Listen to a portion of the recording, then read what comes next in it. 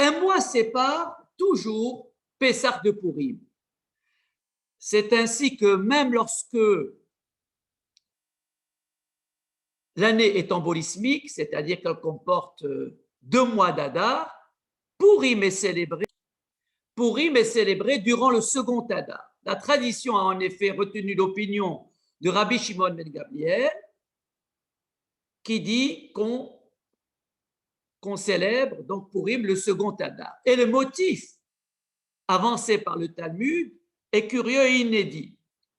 Le Talmud dit parce qu'il convient de juxtaposer une délivrance à une autre, c'est-à-dire celle de Purim à celle de Pessah. Et donc, en célébrant Purim le deuxième Adar, on rapproche Purim de Pessah. Alors que si on l'avait célébré le premier Adar, il y aurait eu 2 mois entre Purim et Pessah. Donc, Sobrim, Geoula, Ligoula. Mais Rabbi Yossé, fils de Rabbi Shimon, pour lui, c'est au premier Adar qu'il faut instituer Purim et non pas au second. Pourquoi? Parce que mitzvah haba'al yadecha atach mitzena, c'est un principe qui dit qu'une mitzvah que tu peux faire aujourd'hui, pourquoi sursoir et la reporter à un autre moment? Alors pourquoi sursoir à la lecture de la Megillah? Pourquoi sursoir à la célébration de Purim? Pourquoi juxtaposer la célébration de ces deux événements? Qu'ont-ils de commun pour que Rabban Shimon ben Gamliel nous demande de rapprocher Purim de Pessah? Il est vrai qu'une constante historique détermine le destin du peuple juif et qu'à ce titre déjà, ces deux épisodes se retrouveraient bien ensemble dans cette unité de temps du mois qui va du 14 Adar au 14 Nissan. En effet, la stigmatisation du particularisme juif n'a pas cessé depuis Abraham jusqu'à l'époque contemporaine.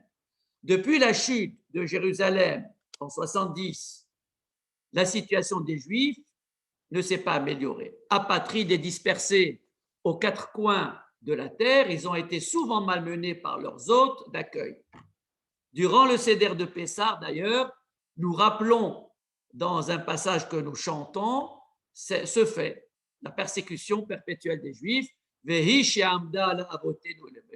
À toutes les générations, ils se sont dressés contre nous pour nous exterminer, mais le Saint béni soit-il nous a délivrés de leurs mains.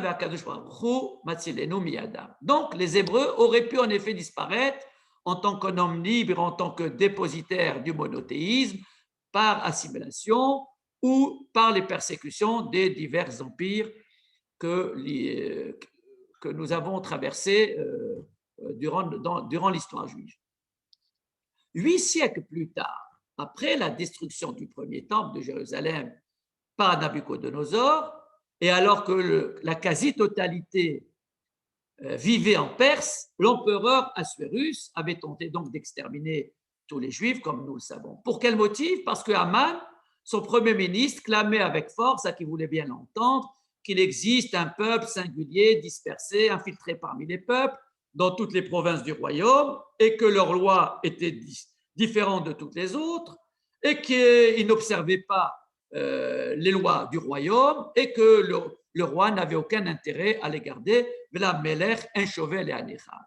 Donc des calomnies d'ailleurs qui ont pu inspirer tant et tant d'antisémites, et sans doute l'auteur des protocoles des sages de Sion, puisque celui-là est un teneur resté anonyme. Mais malgré l'obstination des antisémites de tous bords à rejeter le peuple juif, le retournement de situation qui a eu lieu lors de ces deux événements, je pense donc à la sortie d'Égypte et à l'annulation du décret d'Assuérus, donc le retournement de situation qui a eu lieu lors de ces deux événements, il a été dans des circonstances inattendues. Il s'est réalisé par la providence divine et par la grâce que le peuple juif a trouvé, contre toute attente, aux yeux même de ses propres oppresseurs. C'est ainsi, par exemple, qu'en Égypte, alors que le pays ployait sous l'impact des 10 plaies, le texte nous dit que Dieu a donné la grâce du peuple hébreu aux yeux des Égyptiens et ils ont emprunté de l'Égypte des objets en or, en argent et des parures. Donc, Dieu accomplissait la promesse qu'il avait faite à Abraham 400 ans plus tôt, à savoir qu'ils sortiront avec beaucoup de richesses, mais il n'avait pas dit à Abraham que le peuple trouverait grâce aux yeux des Égyptiens, que le peuple hébreu allait trouver grâce aux yeux des Égyptiens. Là, c'était la cerise sur le gâteau. Et sans doute, cette grâce que Dieu leur a fait trouver, alors qu'ils auraient pu s'en servir tout seuls, probablement, elle avait pour but de réhabiliter et de redonner l'estime de soi à ces Hébreux qui avaient été maltraités. Leur redonner l'estime d'eux-mêmes par les bourreaux qui les avaient maltraités, ça devait participer à réparer le traumatisme et l'avilissement qu'ils avaient subi durant tout leur passage en Égypte. Donc, lors de la sortie d'Égypte, la grâce est au rendez-vous. Mais en Perse, c'est aussi la grâce qui a été à l'origine de la délivrance. C'est vrai que le peuple juif a été sauvé par la plaidoirie qu'Esther a tenue en faveur d'Assuérus. Mais dans ces plaidoiries, il n'y avait pas grand-chose comme argument. Elle a pris le risque de se présenter spontanément devant la salle du trône, en trouvant grâce aux yeux d'Assuérus, et il lui a demandé ce qu'elle souhaitait, et à 1, 2, 3 reprises, elle a invité et réinvité Aman en disant qu'elle formulerait sa demande ultérieurement. Et c'est à ce moment-là qu'elle a porté les stockades à Aman et subitement,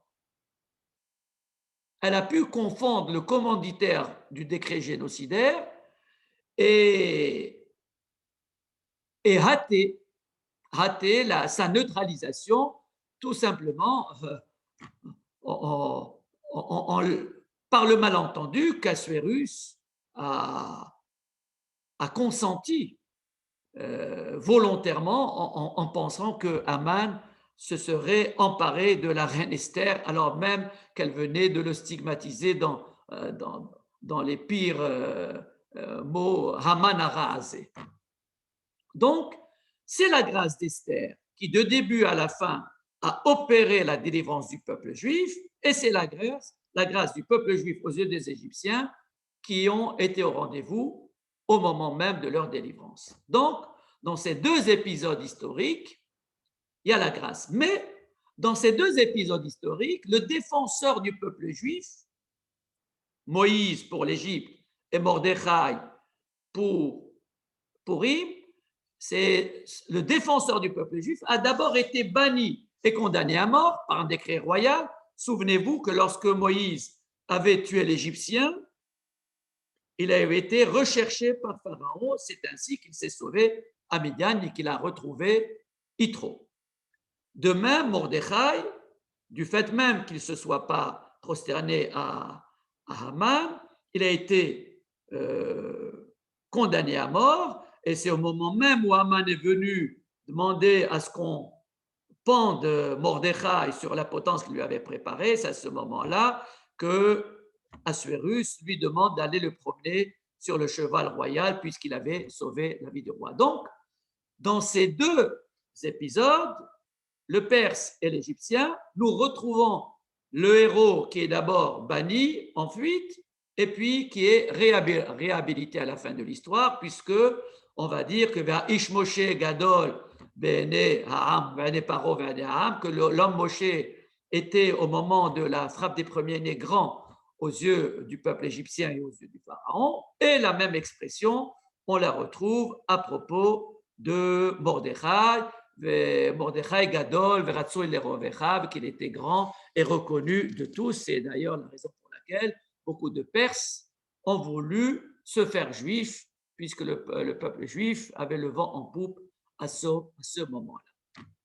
Donc voilà, deuxième point commun. On peut relever dans ces deux épisodes donc 3 points communs. D'abord, le premier, l'arbitraire élevé au rang de jugement dans le combat despotique livré au peuple juif par les Égyptiens puis par les Perses, puisque Pharaon décide de manière arbitraire que le peuple juif est plus nombreux et plus puissant que lui, Inéam ben Israël, Rav mimenu, et que Haman dit la même chose, Yeshnoam echad mefuza umforad ben Hamim, voilà un peuple qui est un, mais en même temps dispersé et infiltré parmi les peuples. Autrement dit, il constitue la cinquième colonne, l'ennemi de l'intérieur, celui qui est infiltré et qui est capable de renverser l'empire perse pour Haman et l'empire égyptien pour Pharaon. Donc, il y a au début cet arbitraire, le complot juif, qui est érigé en vérité absolue. C'est à partir de cela qu'on va s'attaquer à ce peuple.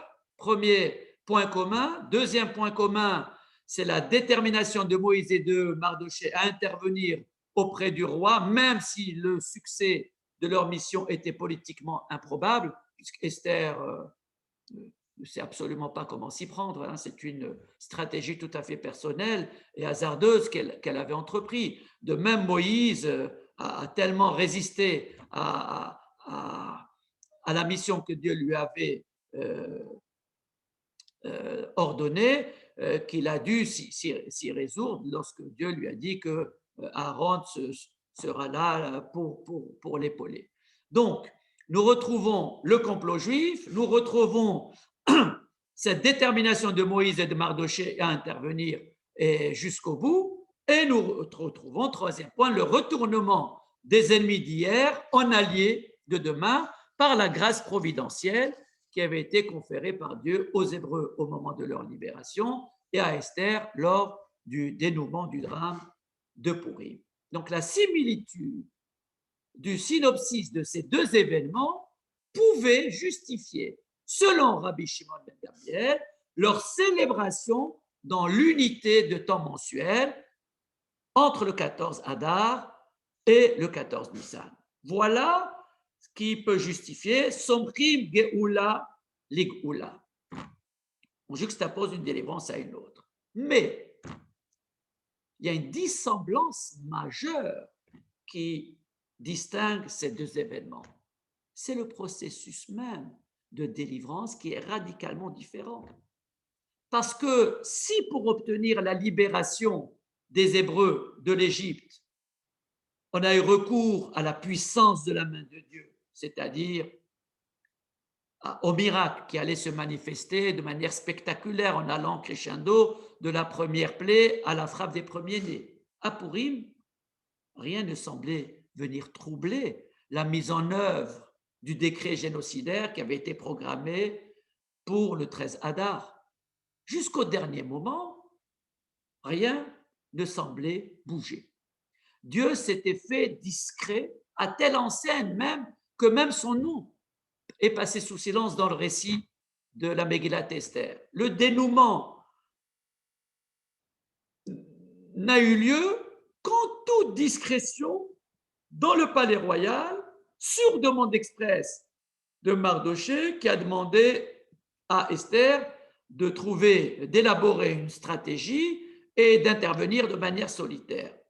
Et c'est en bravant le protocole qu'elle a réussi de banquet en banquet, à aboutir à l'épilogue qui allait faire connaître le dénouement, d'ailleurs, sur donc, un quiproquo entre Achashverosh et Haman, ce qui l'a mené illico presto à la potence. Donc, il y avait de quoi surprendre Esther, qui était sa propre instigatrice, tellement l'issue était incertaine. Donc, donc il n'y avait rien de commun entre les prodiges spectaculaires de l'Égypte et l'intervention menée en toute discrétion et en coulisses par Esther dans le palais de Suse. Dans ces conditions, est-ce que le rapprochement calendaire de la célébration de ces deux miracles, si différents, est-ce qu'elle se justifie encore? Est-ce que le voisinage de ces deux événements a encore du sens puisqu'il s'agit de deux stratégies très différentes. L'une par une providence manifeste de Dieu et l'autre par un Dieu qui se fait discret et en retrait. Ben, précisément, cette proximité s'impose parce que le dernier événement du calendrier hébraïque, c'est-à-dire Purim, s'éclaire par le premier, c'est-à-dire Pessah. Le Dieu de l'ombre de Purim, celui qui est resté en retrait, il est éclairé. Il est éclairé par le Dieu manifeste de Pessah. On a tendance à douter de Dieu lorsqu'il se fait petit, silencieux, en retrait, et on a tendance à se laisser éblouir par lui lorsque ses miracles sont manifestes. Le destin d'Israël est scruté de la même manière, avec la même bienveillance et en toutes circonstances. Même si la providence divine n'est pas toujours manifeste aux yeux de tous, le Dieu qui était en Égypte, c'est le même qui est présent à Purim, simplement il s'est mis en retrait, en veilleuse. Le message est désormais clair. Quelle que soit la forme que revêt l'histoire en apparence, Dieu est attentif au destin de son peuple de manière permanente. Comme nous le disons d'ailleurs dans le chapitre, dans le psaume 121, Ineloyanu veloishan shomer Israël. Ou encore dans le psaume 23, Gam ki eler begetzal mavet, même si j'évolue dans la vallée de l'ombre de la mort, lo irara, je ne craindrai pas le malheur qui ata, il m'a dit, parce que tu es avec moi, tu me scrutes. Non pas que tu vas venir à mon secours nécessairement, mais sachant que tu me regardes, que je suis l'objet de ton regard, quel que soit mon destin, il sera sous ton œil bienveillant et donc je l'accepte tel qu'il est, parce que je n'ai pas à commander à Dieu ce qui doit advenir de mon destin. Et c'est précisément les Juifs de Pourri ont fait l'expérience de ce silence de Dieu et du retournement inespéré de leur destin au point où cela les a amenés à adhérer à la Torah, non plus sous la contrainte, comme au moment de la réception des premières tables de la loi, lors de la théophanie du Sinaï, mais avec joie. Hadar kibloua, bimé achashverosh, ils l'ont accepté avec joie au moment de Purim. C'est sans doute ce message d'espérance et de conviction que Purim doit nous inspirer à notre époque, à une époque où la présence divine ne se manifeste que si la conscience de l'homme est en quête du sens de l'existence et de l'histoire. Et précisément, le sens de l'histoire. Qu'en est-il du sens de l'histoire? Lors de la sortie d'Égypte, donc la présence de Dieu s'était manifestée sous trois modalités. Les miracles, la parole et la voix. La Torah fait usage d'anthropomorphisme en parlant de la main puissante de Dieu, ce sont les miracles. Les 10 paroles, Aseret Adiberot, c'est la parole de Dieu. Et la voix, c'est Kol Devarim Atem Shomim. Au-delà du contenu du décalogue, il y a une voix qui les a énoncés. Cette voix portant cette parole, c'est ce qui donne toute l'acuité, toute la gravité, toute la solennité, toute la singularité de la théophanie du Sinaï. La voix signe la présence d'un être vivant s'adressant à quelqu'un d'autre. Nous avons donc le corps de Dieu, par la main puissante qu'il met en œuvre pour produire les miracles. Nous avons la bouche de Dieu qui émet les paroles du décalogue, les 10 paroles, et nous avons la voix de Dieu qui se fait entendre. Donc, par les miracles, il commet les prodiges et les signes dont la vocation, je vous rappelle que Otot ou Moftim. Ot, c'est une lettre de l'alphabet. Otot, ce sont les signes. Autrement dit, ils sont là pour nous renvoyer à quelque chose d'autre. C'est l'étymologie même du mot enseignement, c'est le décodage des signes. Donc les Otot ou Moftim sont là pour nous signifier quelque chose. Il y a un message qui est destiné à Pharaon et au peuple hébreu. Ce roi qui se prenait pour Dieu a dû se résoudre à reconnaître l'existence de ce Dieu créateur dès lors que les lois de la nature ont été bouleversées par ces miracles. L'immuabilité des lois de la nature a été secouée, a été remise en cause. Donc, Pharaon va non seulement plier sous le poids des 10 plaies, mais il va admettre la justesse du combat que ce Dieu souhaitait lui faire entendre en le sommant de libérer le peuple hébreu, puisqu'il va dire à un certain moment, Khatati, j'ai fauté cette fois-ci, Dieu est juste, Hachem Hatzadik, et moi et mon peuple sommes les corrompus, Ani ve'ami Archaim. Donc il n'y a pas simplement soumission à la loi du plus fort, il y a aussi une reconnaissance de la légitimité de cette main de Dieu qui se fait puissante à son encontre. Mais une fois que l'Égypte a été vaincue, que les esclaves hébreux ont été libérés, il fallait entreprendre un travail de reconstruction mentale avec ces Hébreux affranchis pour faire d'eux des hommes libres et responsables. C'est ce qui a été initié par le don de la Torah et la promulgation donc, du décalogue. La solennité de la théophanie du Sinaï, durant laquelle donc a été énoncé le décalogue, témoignait de l'importance que Dieu souhaitait conférer à la vocation éthique et humaniste de ce peuple. Une civilisation nouvelle et inédite devait être incarnée par ces hommes qui avaient été déshumanisés et imprégnés par une culture mythologique idolâtre en Égypte. Le décalogue constituait désormais la charte constitutionnelle de ce peuple et la Torah devait leur apprendre les règles nécessaires pour fonder une société qui repose sur des valeurs et non plus sur des croyances. Après avoir révélé donc sa toute-puissance en défiant les lois de la nature par les miracles, puis après avoir formulé la vocation humaniste et le projet existentiel des Hébreux par l'énoncé du décalogue, il fallait que le Dieu d'Israël fasse la preuve de sa présence au monde en tant qu'être transcendant.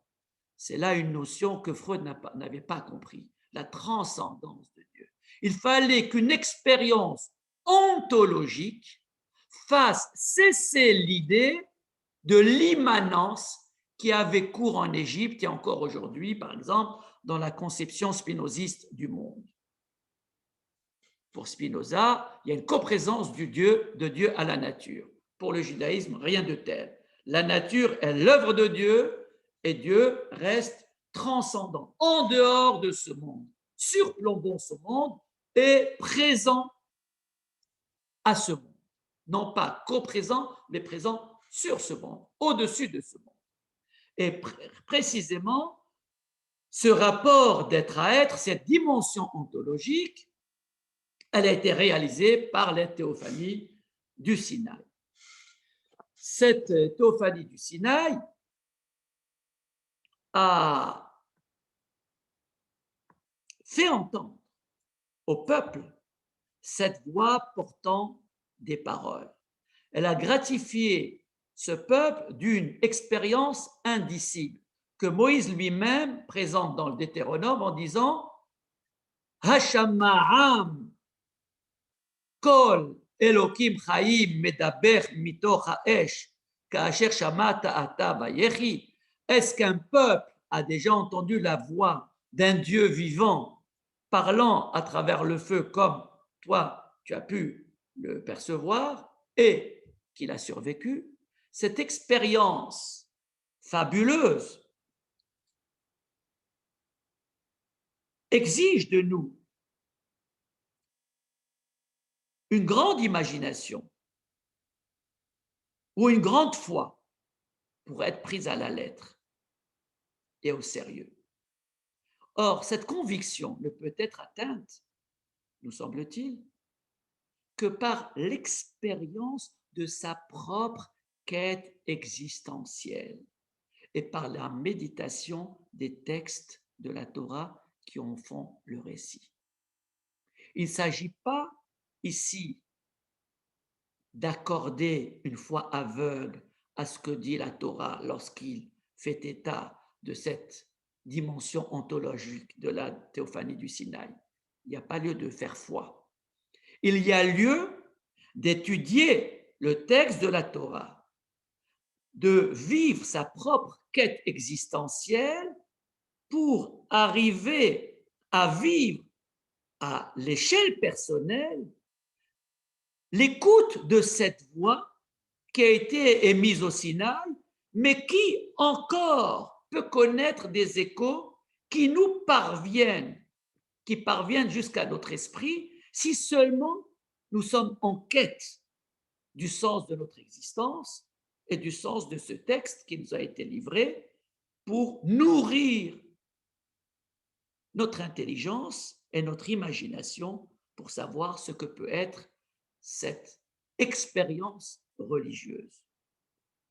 Ce sont ces textes ces textes bibliques, qui sont censés inspirer les hommes et les amener à envisager la vie d'une manière moins horizontale et plus verticale, moins politique, plus morale, moins nombriliste et plus ouverte sur le monde. Ce sont ces textes qui doivent éclairer d'autres histoires et d'autres récits, les nôtres par exemple. Ces textes sont là pour éclairer le récit du rouleau d'Esther, l'histoire de la Shoah, dans lesquelles seuls les déterminismes naturels, historiques et politiques semblent guider la marche du monde. Et pourtant, l'idée de transcendance voudrait qu'au-delà de cette agitation de ce monde-ci, il y ait une dimension qui surplombe celle-là, qui l'accompagne, qui l'éclaire, qui nous rappelle, qui rappelle aux témoins de ces histoires et aux lecteurs de ces récits qu'en définitive, la grande histoire est derrière toutes les histoires. Et un grand récit est derrière tous les autres récits. Désormais, notre lecture de l'histoire ne peut ignorer cette grille de lecture. C'est là sans doute le sens de l'enseignement de la juxtaposition de Purim à Pessah. Le silence de Purim peut être éclairé par la main puissante, par la parole divine et par la voix qui s'est fait entendre. La voix, c'est la présence. Entendre quelqu'un, c'est qu'il est bien là, qu'il s'adresse à nous, que nous prêtons l'oreille. Que cette voix parvienne jusqu'à nous, c'est là le but ultime de notre lecture de la Torah, qui exige l'oralité pour la formuler, c'est là le sens de la Torah orale, mais l'intelligence pour la comprendre. Pour la comprendre et pour ne pas prêter le flanc à des lectures qui sont en porte-à-faux, telles que celles de Marx, de Freud, de la science juive, d'Einstein que nous avons proposé la semaine dernière.